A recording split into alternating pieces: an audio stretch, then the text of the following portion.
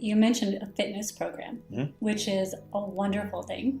But what you do goes well beyond a fitness program in the conventional sense. Because when I hear fitness program, I think, hey, I'm going to go to a gym somewhere, grab a membership, hop on a treadmill, and spend my hour on that, which again, there's nothing wrong with. But what I know of you, your knowledge goes incredibly in depth in biomechanics. You truly know the movement of the human body.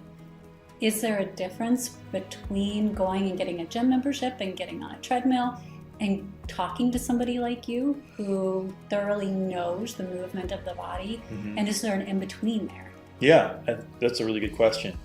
My answer, I think, is probably that any of it is better than none of it, because a lot of the time coming to somebody like me can be potentially intimidating. But on the other hand, there are a lot of people who are so intimidated by just the gym in general that having a little bit of hand-holding by somebody like me can be more or less intimidating to them. I've encountered both of those kind of people. But to get back to your original question, there is definitely a benefit to having someone who's knowledgeable in the field to leading you on a program that will benefit you more optimally. That's kind of the term I always tend to think of when I'm working with my people. Is there something, with respect to their goal, what is most optimal to them based on what they want and based on what I'm seeing that they need, their body needs. So I think you can do something like that, working one-on-one with someone who's well equipped in the field to get to that kind of more optimal setting. But working in a capacity that is optimal to you isn't really necessary to get more fit or more healthy either. I kind of place that upon myself because these people are paying me to work with them in a lot of scenarios one-on-one. And so I'm looking to get them the biggest bang for the buck that I can.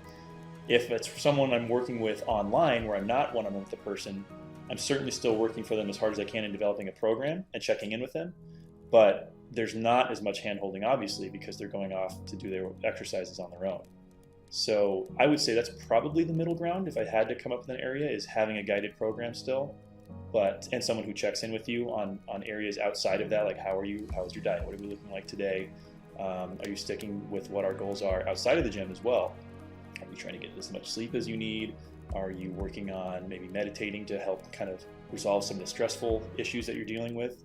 Are you, going outside instead of spending all day inside watching TV when you have your downtime, that kind of stuff.